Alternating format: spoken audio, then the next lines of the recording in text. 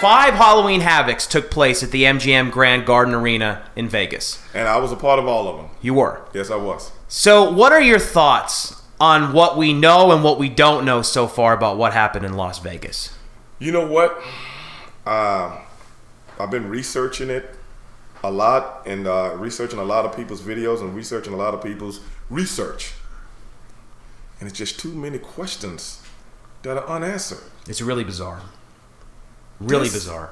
Now, we've talked about 9/11. We've talked about JFK. We've talked about O.J. Simpson. We've talked about the police shootings in Dallas. We've talked about all of those things. And everybody's got opinions on them. Mm-hmm.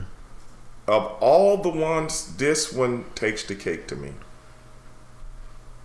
Matt, nothing. This whole thing doesn't add up, brother. And I don't even know where to start. Yeah. I don't even know where to start asking the first questions. Who puts cameras up in the hallway and don't nobody see nothing? And I've heard there are over 2,000 cameras, yes, by the way, in that hotel. Then there were people reporting that a young lady and some guy that was with her, I think people identified them as being Hispanic. I'm not 100% sure. You never know when people have dark skin and dark hair. Like and it's dark. And it's dark outside. They could look, a Polish guy could look Spanish at night. Yeah. I mean, a Greek guy could look Spanish at night. I've been referred to as Middle Eastern before. Oh, really? Yes. Did they let you on the plane? No. I know if I was the captain on that plane, I would have opened the door and grabbed you by the back of your britches and stay out. Yeah. And then we throw your bags at you like they did Marcus Bagwell. Yeah. Like they did Marcus Bagwell and Stevie Ray, and throw the bags off and the plane takes off.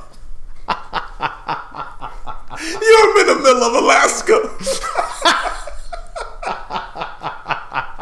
And you see the plane taking off. Is that the... Oh my God, that's funny.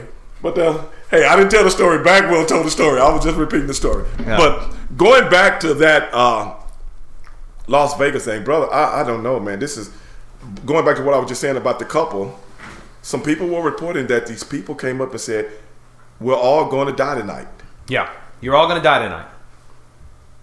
And everybody just kind of like blew them off.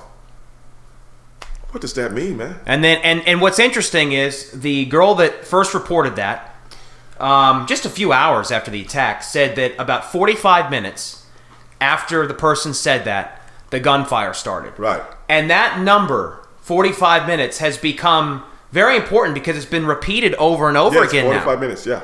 The timeline of when the shooting first occurred versus when Las Vegas police got to the shooter's room has now changed because we now know that the security guard was shot prior to the shooting beginning and actually reported being shot and where the shooter was, and it took Vegas PD not 11 minutes but 45 minutes to reach the shooter.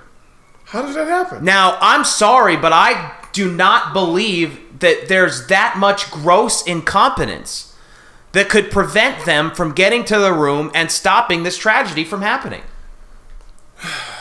But I also heard, well, I think this guy was doing a live interview with someone. The brother? No, he was on the floor with the same floor. Oh, okay. And he reported that there were more than one shooter. Yeah. And there have been multiple people that have done that. And there's video of rapid fire coming from a lower floor. There's a taxi cab driver. I've seen it. Where you can hear the video of shots from a distance and shots that's close to him. Mm-hmm. Oh, but man, you can also see muzzle flashes from about the 5th or 6th floor, which also lines up with the CB radio communications between police. Those tapes were leaked, and you can hear them saying that they believe there was a second shooter on the lower floors. Yeah. Yes. I don't get it, brother. I don't know what's going on. I know you hear these false flag things going on, all the time. This is crazy to me. If I'm one shooter, why do I need 25 guns? Knowing as soon as I start shooting, the police are going to be here. I'm not going to use them all. Why would I bring them all? Where would I get ammonium nitrate? That stuff is regulated. My buddies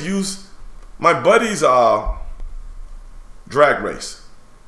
And you remember the bomber that set off the bomb in Oklahoma. They said he used ammonium nitrate and nitromethane. So for anybody to get ammonium nitrate now, you see what I'm saying? You have to have, it's just like getting dynamite. Right. What does he got to get ammonium nitrate? Which is funny because they've been focusing so much on the bump stock. Okay. Should we regulate the bump stock and all this other stuff? And I'm saying to myself, that's fine, but this guy probably had access to the service elevator to get all of this ammunition and weapons up there. How did that happen? But if he did, someone would see it. Well, that's just the thing is that it was either the president of the MGM Grand or somebody like that, or the Mandalay Bay, that had basically said that no customer in the history of that hotel casino has ever had access to the service elevator, and they were not accompanied by somebody else. Exactly. I mean, he went on the record and said this. This is a hotel. I know. With a zillion people in it, and a zillion dollars around here. Yeah. They're not going to let that happen. You know that. Security at hotels is the tightest in Vegas, other than Fort Knox. They can see what you're doing right now on this phone. Right. Matter of fact, those cameras can zoom into that phone and see exactly what's being said by who. That's Vegas. I don't get it, bro. I mean, I don't get it. I don't even know. I don't know. It's strange. It's very strange. But have you noticed how they're trying to put it up on the rug right now? Oh yeah. You notice that? Oh, I have. Yeah. Yeah. Yeah. Somebody's getting close. So let's stop this. And if any of y'all want to tumble down the rabbit hole, one person that I would highly suggest you follow on Twitter, it's a young lady by the name of Laura Loomer, and she actually is the person that made the Las Vegas Police Department admit that the timeline was inaccurate, because she has been doing some actual investigative journalism. Right. So check her out.